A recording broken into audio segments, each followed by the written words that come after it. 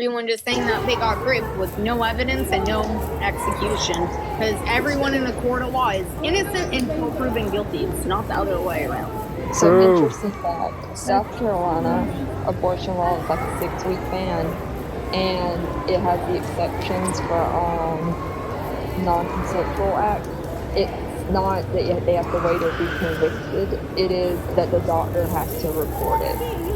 As long as the doctor reports it within 24 hours. Crazy. Yeah, I mean, I definitely disagree with that, because then you have a bunch of women. I mean, realistically, if you really don't want to have that pregnancy, how many people are going to be going around and saying, I got raped, oh my goodness, I went and got a rape kit that only shows that I had intercourse. Doesn't prove shit. Yeah, but when in the past, when laws haven't aligned with people's morality, they've taken shortcuts to make it so where they could achieve their moral aim regardless of the legality. We can think of great examples for, like, as far as like building nations in history goes, where they thought that the law or morality was guided by the law, but in fact law was guided by morality. Yeah, I would agree. That's the way it should be. Like, if laws aren't based on morals, then they're bad laws. Yeah, like you could imagine some like 1864 and before person saying like, yeah, this guy's not a human, but he is like the co-owner of my plantation or something, so he's afforded rights, and that would be considered legally bad, but morally good. But here's the thing. So on regards to the SA exemption, I don't remember exactly your stats right here. We'll have to get that in a minute. But I'd like to talk about the 98% of elective before we go on to the fringe cases. But something that I just, like, a point that I became aware of recently is what I believe would be a proper course of action is, one, we should be holding harsher sentences for the people that do these crimes. We should be punishing the people and creating a legitimate deterrent for the people that would go out and do these things. But here's another thing is we should also be, this requires women to come forward. We should be supporting and empowering women to come forward when these things actually happen, and seeking both legal help and medical help. Because the fact is, rape doesn't actually cause pregnancy. Fertilization causes pregnancy, and this can take several days. Just semantics, so, well, yeah, but no, it's not, because we have the Plan B pill available, and so we can prevent fertilization from ever happening. If as soon as this happens, unless this woman is being held captive, she can go and seek the help that she needs to make sure she doesn't have, STDs or, any other health issues going on. Get help from the law to try and hold these people accountable, to collect all the evidence they need, and take a Plan B pill to prevent these children from being conceived in the first place. Because, but the problem with that is you're going to have to be able to prove legally that sperm and egg have not came together yet. No, otherwise, in your eyes, you that's don't. life. That's murder. No, because you got to say schmurder. So please, what? Yeah. Oh, sorry, Bobby because, Schmurda. Because, well, I heard that, and so I looked it up earlier today, and so the fact is that the Plan B pill does not prevent fertilization, and it also does not prevent implantation. What it does is it delays ovulation. So if you take a Plan B pill and it is successful, there is 100% chance. Yeah, but that's just that was not you have an unalived baby in this process. No, I think I would be an abolitionist, because I would just give her a Plan B pill and hope that it works, to be honest. Yeah, if it's already fertilized, you're tough out of luck. Not in my case, brother. So come over here to my side. Yeah, no. Are y'all aware that a few of the states that have abortion bans have also attempted to ban Plan B? In fact, one of them, I'll have to look up the exact one. So when victims of sexual assault come to the hospital, there's a certain. You gotta say SA. Please censor your words. Sorry. Yeah, I will forgive you, but there's please be careful. Certain medication, medical procedures and stuff that the states pay for. some states have already removed Plan B from one of those things. I would be opposed to that. I'd say that's misinformation, and I would be opposed to that. So, yeah, I'm not saying that laws are perfect, and I'm not saying that I'm not making the claim that our lawmakers are inherently intelligent by any means. But I don't think that's a reason not to take a stand against the mass amount, the millions of children that are being unalived unjustly in the womb every single year. Yeah. Okay, I'm arguing over That's just to what equivocate I on think unjust, should though. be in place for states. As like, like me personally, I'm not against Plan B as to where I'm against abortion. Like, I'm not saying that these laws are perfect. Like Warrior said, I'm not saying that these laws are perfect. I'm saying if I made these laws, this is the kind of laws I personally would have in place. Yeah. But do you guys think that you would have it would be a more effective strategy? Because I always hear whenever it's like a pro-lifer versus a pro-choicer, it's just your worldview, and then they say their worldview, and you guys end up disagreeing. But I wonder if you've ever done an internal critique of a pro-choicer's point of view. You think that'd be more effective? An internal critique of a pro-choicer's point of view? Asking for their commitments, and then showing that the things that they're already committed to would lead them to an action they find repulsive. And I know that you're probably going to think that you do this with hypotheticals, but but hypotheticals are just to equivocate on words like unjust and words like human and words like value. So give me an example. Let's do it. Let's do it right now. I don't really understand what you're getting at here. Are you talking about playing devil's advocate? Because I've played devil's advocate. I've picked arguments that I've heard and then went with those. No. Like in Christianity's case, it would be if somebody thinks that a mind created the universe, for you to just be nuh-uh, you should believe this thing. Okay, that could be effective. But for you to say look, you think God is this, and you think God is this, and you think God is this, right? Okay, that commits you to believing that something like this can exist, and nothing like that could exist. You know what I mean? Yeah, that's that's called the transcendental argument, right? Is that what you're getting at? Well, the transcendental argument is one argument that a mind created the universe, but I was just more talking about the premise of, instead of just pitting hypotheticals against each other, take the way that they're using the language and show that they're committed by their semantic content that their position is going to be repulsive. So a transcendental argument would basically be it helps contend with skeptics. So you take things that are widely accepted and not really contentious, and then you say, well, if this is true, which most people agree, and you'll probably agree, and this thing is true, well, then it logically follows that this thing is true. And I'm an idiot. I don't have all my sources, so that's how I go about most of my things. But we can dive into it a little bit. I don't typically use really crazy hypotheticals unless oh, come on. I think they're I don't unless I need to. I try to make them as realistic as possible, but I do think they're valid. Well, the reason of a reductio ad absurdum is distilling your principle and putting it. Well, yeah, it's the purpose of it. You take your principle. You boil it down to the core of the principle that you're standing on, and then you take it to the logical extreme in order to. It's like putting it under a microscope. Yeah, right? and it's the conclusion is supposed to repulse the interlocutor. Well, the reason I do hypotheticals so much is because I like to test people's morals and see where their moral standpoint is.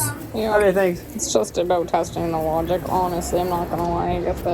But testing the logic is fine. But if you guys are equivocating when you say you're unaliving a person, and they don't think that a fetus is a person, that's not really using their semantic content to destroy their foundation. And I think that would be an effective strategy. Well, yeah, that's why you have to break them down from third grade biology first before you can even get into the hypotheticals, right? Because that's where they're granting personhood. So if we can agree with the fact that it's a human being and it's alive, then we talk about where you're granting personhood, where you're giving this human individual the right to life. It's different, but you have to go down to basic third grade biology with 90% of the people that I talk to, unless you have someone who's... Yeah, but from my point of view, I might have to go at any point, so sorry, I don't want to really full dive into this, but just from my point of view, I think life begins at conception, but I disagree that a life worth living begins at conception. That's fair So enough. your person But has real quick, reviewed later. Kimmy, let me jump in real quick. So I just looked up, just for information, the Plan B pill is 95% effective if taken within the first 24 hours. 48 to 72 hours, it drops down to about 61% effective. So, you know, if we advocated for women to get the proper help, I mean, we could pretty much eliminate all the pregnancies from these SA cases. So, you know, that's a strong argument to be made against the so-called right for women to unalive their children, because they are actually taking another choice and being negligent and not getting the help that they should. And I understand it's a bad situation for them to be in, but I think that's what we should be advocating for, instead of advocating for them to unalive their children. But right here, right now, I want to get your stance. Like, where is your cutoff and why? Yeah, so I'm an antinatalist, so I would put the mother's right to choose to withdraw consent from a process that she wasn't able to consent to in the first place. I would take that. We're gonna but first of all, we're gonna set. You mean in all cases she's unable to consent? To being pregnant? Yeah, definitionally. Yeah, so Okay. you can't consent to a biological process, correct? That's what I just said, though. That's just to Yeah. agree with me. Yeah. Yeah. Yeah. Okay. Yeah. So I would take I'm an antinatalist, so I would take the woman's ability to consent. I mean, to withdraw consent from a biological process that she never consented to in the first place, paired with her. I don't think we should be able to force her to do an immoral action.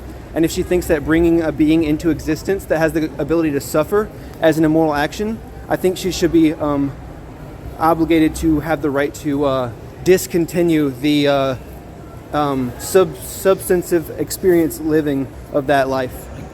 The second part of that is just very, very problematic on many different levels. The first part, But on your view or on she my shouldn't- view? Well, I can explain to you why, but I'd like to stick to the first part first, and I think I'm going to let Kimmy go on this, but I just don't understand, like, why you think because she can't consent to pregnancy that there follows that she should be allowed to end the pregnancy at the cost of a human life, you know, because That's just to equivocate on human life. well, we'd have to talk about when the obligation comes into play, and why you need to be able to consent to this or withdraw consent. Kimmy, you want to address that? Yeah, I mean, I guess I would agree with the fact that you cannot agree to a biological process, right? But you are acknowledging that certain acts, right, and agreeing upon, because you don't have control over that biological process. It's going to happen or not. You have no control over that, but you are acknowledging, so like the 98%, right? Not like talking about the 2% here. Oh, I'm advocating for the 98%, just to be clear. I'm crazy to you guys. Yeah, so when you're doing an act, an adult action, right, we know that there are causes and obligations and responsibilities that follow along. So you would be consenting to an act, not necessarily a biological process that nobody has control over whatsoever, even through like IVF or not, even if you're going outside that natural realm, right? But I wouldn't say that that's a right, because and then when you're talking about suffering, so that's just ending all human existence, since we all go through pain and suffering, and that's subjective. No, that's not charitable though. That's not what I meant. Yeah. Well, wait, hang on. Can you give me one human being that has never gone through any type of pain or suffering? I can't, and because I can't, I know that people who say that bringing something into existence that can experience suffering, I can understand why they would be against bringing that being into existence. Thank you for proving my point, though.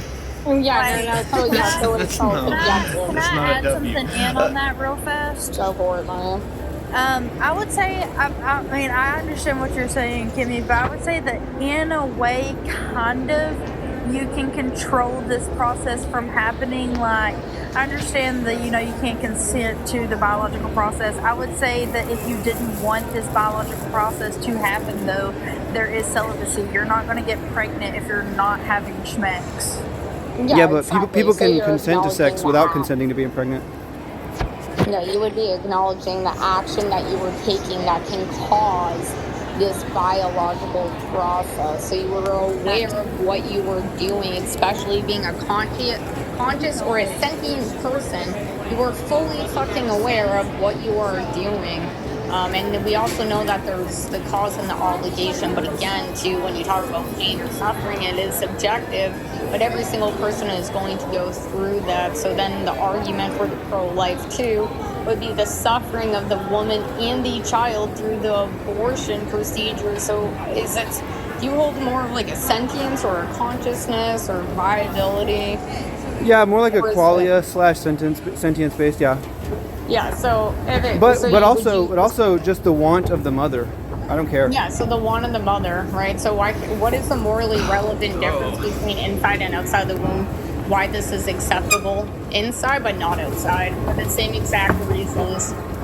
Yeah, because outside, the mother isn't having to refrain from withdrawing consent, and inside, the mother has the ability to withdraw consent because, I think that nobody should be able to force her to do an immoral action. So, okay, real quick. So you'd have to prove to us that it's immoral. First of all, I don't believe No, I that. wouldn't. But, It's immoral to the utterer. It's not immoral. So Objectively, here's it's the not? thing. It's like, I would say so. I believe morals are objective, but we don't need to Okay, get that's hung weird. up on that. We can move along. So what we're talking about is somebody that engages willingly, with full knowledge, in a activity that produces life. Okay, so they're consenting to this. They know the risks. They're taking the risk of their own choice, and then once the consequences to their risks come due, they think that they should no longer be held accountable to the risks that come from their own voluntary actions. Slay. And therefore they should be able to unalive their own child. That's if you equivocate on child. They think that's a way of taking accountability for their actions, and we would not hold this true in any other situation other than pregnancy. You're only applying it to these children in the womb because they don't look like you. You can't see them like us. They don't live like us. Wait. You want to It's ask pure me these bigotry. questions, or are you just going to say that I think that? Well, I already. That's the only reason. Like You could okay, just tell. You could just tell. Well, real quick, I'd like to touch on the suffering argument, because there's a few things. First of all, I don't believe in mercy unalivings. Like Kimmy said, we all suffer, and just because we suffer doesn't mean we're gonna go on to live a terrible life. Like lots of times, that builds us, and some of the best people, the most influential people, come from the worst environments early on. So so there's that. That's We just also an don't have appeal to crystal- consequence. You're appealing to I don't consequence know fallacy. if that's an appeal to consequence. You're What is saying it? How's that a because fallacy? the consequence of these people suffering was that they were better people, therefore suffering is good. That's an appeal to consequence fallacy. No, I'm saying that it's a possibility. I'm saying just because somebody goes through bad things doesn't mean it's going to be a net negative. You think I'm saying the opposite? But I would still be for removing suffering. But I think that the most suffering, I think that they suffer in these procedures that you're performing on them, and I think that I don't think we should do it through harmful means. Like because here's the thing. If we want to prevent people that are suffering from suffering by unaliving them, well, there's a whole bunch of people in this world right now that we can unalive to remove them from their suffering. So what are your thoughts on medically assisted suicide? I don't believe in it at all. So we don't have a crystal ball. That's my point here. We don't know. You have no way of having epistemic knowledge that somebody is going to suffer. And even if we do know for certain, what you think is suffering might not be suffering. This is a completely subjective. Of course, what I think suffering is suffering because I'm suffering. It's me that's having the experience. Not be that. But you're saying this suffering is worth being unalive. Yeah, but you're not the one that's being unalived. This is a different person that you're making this decision for. Right. I'm saying that not suffering is not the analogous property there. It's the mother's ability to withdraw consent from an act that she deems to be immoral. That's the analogous property. Immorality. Wait, can I give him a hypothetical? But hang Oh, on, yeah, but let's that would go. apply real quick. yeah. But first of all, that would apply to people outside of the womb too. Nope. You don't know, so just you don't get to in no situation you get to say my subjective view on what I think is suffering and what I believe is too much suffering to be able to live through or be able to worthy of life or worthy of enduring is this, and therefore if I for some reason look into my crystal ball and think this person is going to meet this threshold of suffering, therefore I should unalive them. We don't do that in society. We shouldn't do that in society. This is absolutely ridiculous, bro. I think that you were trying do it to on be the charitable, side. but I think that you missed the mark completely on that, because you're like painting me as some like, if you could just do a psychology test on somebody and they were suffering above a certain threshold, you should get to murder them. Obviously, though, that's not what I'm saying. Obviously, though, that's not what I'm saying. No, It's you're saying obvious, well, no, that's not what you're saying because you don't think there should be any sort of test done at all. You're just saying if the mother wants to, if for some reason she thinks that this child is going to suffer later on in life, that she should be able to unalive them. And if that's the case, she could do that at any given point in life, bro. Yeah, but no, dude. There's agent. Yeah. No, because the fetus is not an agent. It doesn't have a life worth living yet. Obviously. Well, it's your Can I give opinion. you You have to prove that to me. Right here. Can I give you a hypothetical real quick? And I Yes, know ma'am. When you're done, I want to give them two. You said what? When you're done, I want to give them two hypotheticals as well. Okay, and I know that you've probably heard this, so please don't interrupt me because I know it's a very popular hypothetical, right? So just hear me out. Please don't interrupt. Just listen to it because I just want to see where you would stand out on this. So say this woman, she's had a really hard month at work, right? Like she's been going through it. Her life's really bad at the moment. And her friend has a cabin out in the woods. Well, she takes her to the cabin out in the woods and she gets snowed in, right? Like she cannot go nowhere. The helicopters, nobody can get to her. She doesn't have cell reception. And then she finds out that she had a cryptic pregnancy because she just gives birth and she can't tell nobody. She can't go get formula. So now my question to you is, even though she doesn't want this baby, if she knew she was pregnant, she would have aborted it. Should she have to breastfeed this baby, give this baby her body's nutrients, even though she doesn't want this baby? Should she be allowed to let this baby unalive on the floor? Morally or legally? Morally or legally? I mean, I would say I care more about the legal aspect of abortion. Okay, well, I'm kind of asking you. I understand what you're going to say legally. Legally, she shouldn't be allowed to do this. Well, no, wait. Let me answer really quick because I think it's going to be more encompassing. If a person didn't do that, I would say that person is a bad person. If a person didn't do that and people wanted to hold that person legally accountable, I would probably not be like bumping my fist along with them, but I would understand if society as a collective deemed that to be egregious misconduct. Well, why? Even though that it's outside of the womb, she didn't want it. She would have aborted it in the first place. She still thinks that this baby's going to have a bad life. And she thinks, there's a few weeks until she can go give this baby to another person. Why shouldn't she be able to unalive it? Because she thinks morally it's going to because I don't think you should be able to kill a human being. Obviously. Unalive, You think that I think that? Please, stick to your words. But look, you say it's morally wrong, but you're also recognizing that it is morally wrong and that a life is being lost. But you don't think that there should be any sort of legal repercussions. This is absurd. Oh, to me. no. Just be- No. Oh, so to clarify, I am for Kimmy's legal next. repercussion for that. Yeah. Okay. Sorry. Okay. Cool. So that's Yeah. I also No. had since you stood on that point right there, my whole kind of where I was trying to see where you stand. Yeah, at give me the is reductio. that what I was standing at, like a point that I was trying to get to, is that she believes that this baby is going to have a bad future outside of the womb, even if it's a day old. If she believes it's going to have a bad future then, why can't she unalive it then, but she can't in the womb if she believes it's going to have a bad future? Because another facet of my my stance and what made me arrive at this stance is I think that any imposition of will onto another creature that has will is a morally wrong action. Weird.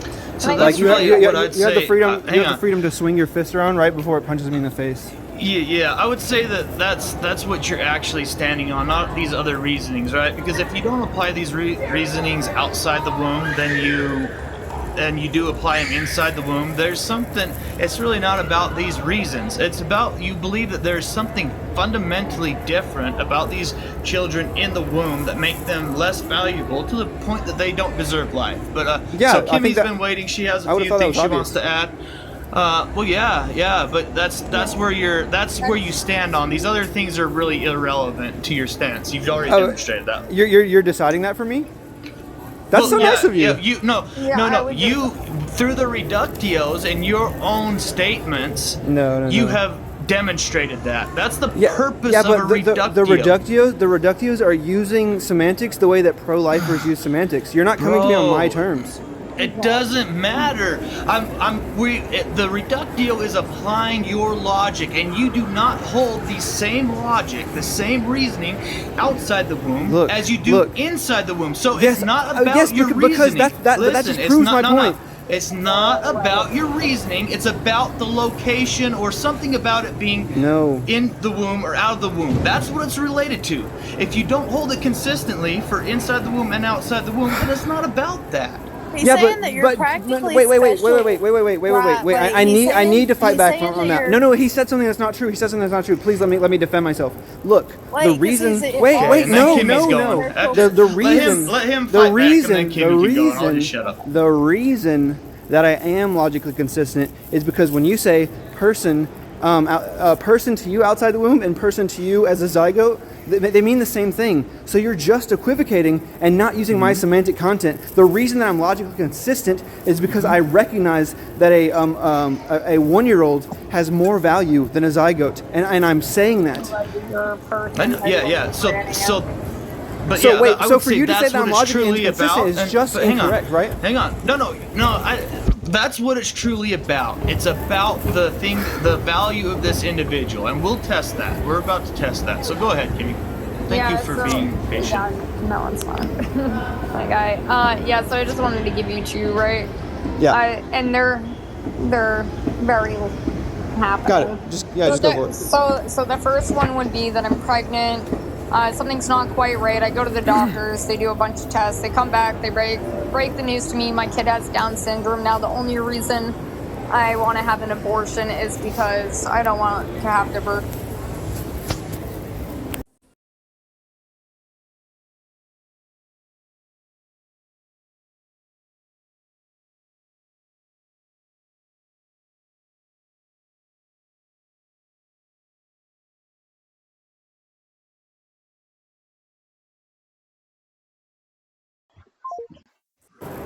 I run this multiple While we're times. waiting, I I'm just sorry. messaged So my- you said it- something about DS, baby. Go ahead. Yeah. So I'll just repeat it.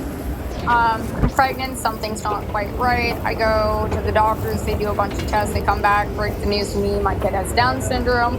Now the only reason I want to have an abortion is because I don't want to have the burden of dealing with this. You fuck all of that. Would you grant me this abortion?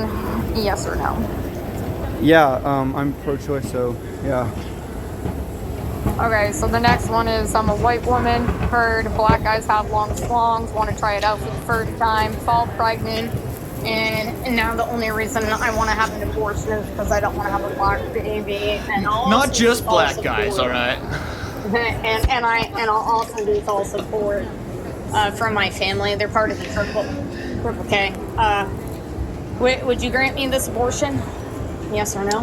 Yeah, I wouldn't say that agent. So listen. So I would say that person should legally be allowed to do that procedure. But I would say it's at the cost of them being coerced by some kind of social circle, and I don't think that is moral to do. So there are two wrong things going on right there, right? This racist mother, and her racist family. Yeah, her family's racist. Yeah, so because of she doesn't want to have a black baby, she can unalive it or no? Yeah, did you hear what I said? Yeah. So that person would be doing a thing, they would be utilizing abortion to carry out a heinously, grossly immoral thing. I think they legally should not be held accountable for taking away the experience of something that is not experiencing something. Yeah, you said you hold sentience, right? Yeah. Yeah. So I think a life worth living begins at conception, but a life begins at conception, but a life worth living does not. Yeah. So you grant personhood that's sentience. Yeah. Yeah. So really, it's a eugenic stance, really. I mean, that's fine. Iceland. Yeah. Right, but so to Iceland say does that. this.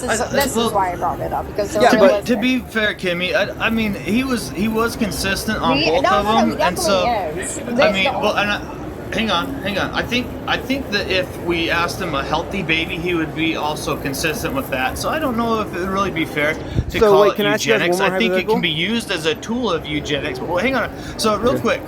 So what we've been trying to do by asking you these questions is, applying the criteria from inside the womb to outside the womb. Yeah, which I don't care about. Well, yeah. Well, you do. So it's about the inside the womb, right? Thanks for deciding that for me again. But what we did is we narrowed it down to a personhood, right? It's really not about the woman's bodily autonomy, because you believe that there's a cutoff. So you believe in limiting the bodily autonomy of people at a certain point. It's about the personhood argument. You believe that this human that is living is not a person. And so that's what we need. That's what we'll have to address, right? Is that fair to say that once you believe this thing is a person, then we ought not to address upon it? Is that fair? Yeah, could I just throw one thing though why I get these two? Yeah. So you can look over at Iceland, right? Don't get me wrong, I don't mind people with disabilities, right? Just to make that clear, because I got called some fucked up names the other day about these. But so I bring up the disability because Iceland has the lowest rates across the world for people with Down syndrome. They promote women, if your child has Down syndrome, to unalive their children. Unlike Poland, Poland did it right. Poland said, fuck all abortions, deal with the consequences, and if you can't do it, give your child up to a family that can. And then I also bring up the racism argument, because it is very realistic, and we're still promoting this. We can also look at the stats of how it's directly affecting the Black community the most out of any other community, and also how Planned Parenthood was founded by Margaret Sanger, that was part of this group, also got a letter from the Mustache Man congratulating her. That's just a genetic fallacy. The same exact works of him, except for with the Jewish community, trying to eradicate all these people. And then we can still look at it today of where they are and how it's still affecting this community, and then pretty much brainwashing women into thinking that it is a right when it's a legal privilege, because if it ever was a right, it would never be able to be taken away. But that's just to equivocate on right and to commit a genetic fallacy. But to answer Warrior's question about is that fair to say, I would say that based on what I said earlier about maybe trying to do an internal critique of people's worldview, the way that you can catch yourself not doing that if you start saying statements like, look, it's not about this for you, you think this, and then you think this because it's about this to you. When you're catching yourself ascribing things to me, that's how you're going to know that you're coming at it from your worldview and not mine. But let me just give you guys one last hypothetical, because I have to go, okay? And I want you guys to honestly just say yes or no, okay? In a world where every single one of you guys were in favor of murdering babies for no reason at all and for fun, would it be the case that you guys were for murdering babies for no reason and for fun? That used to be me, so... No, wait. If you were in favor of it, then therefore yes. If you're in, yeah, but I'm just pointing out what you guys were doing in your hypotheticals, then you would saying be. Like if you're pro abortion and this racist gets us from abortion, are you pro racism? That's just not accurate. Yeah. Anyway, gotta go. Love you guys. Thanks for the convo. No, I believe. Hey, I want to talk to you more though, because you've made some errors here with. So Look, I'm not trying to Okay. apply things that you don't believe in, but listen, I'm going off. We're testing your logic and what you have told me. The reason why I say you believe this is because what you have told me has logical entailments. It's implied. You might not have said it verbatim, and you can say other things, but when we use hypotheticals to test you on these things, you say things, and the implication is this. So that's what I'm saying. I'm saying the words that I'm not saying, yes, you agree this, and I'm dictating to you what you believe. I'm saying the words that you have told me in regards to the questions that I've asked you they imply that this is the thing that is actually happening here. As long as we're not equivocating on any of our terms, we'd be correct. But I have yet to get a hypothetical at all where you guys aren't equivocating, aka using a meaning that I don't use, on something like sentience, life, person, baby, consciousness. All that stuff is just begging the question against my view. Anyway, I really do. I love you guys. Well, Can I ask you one thing before you well, go? Before you well, go. Sorry. No, he gone. Well, we didn't get. I think it's the reason why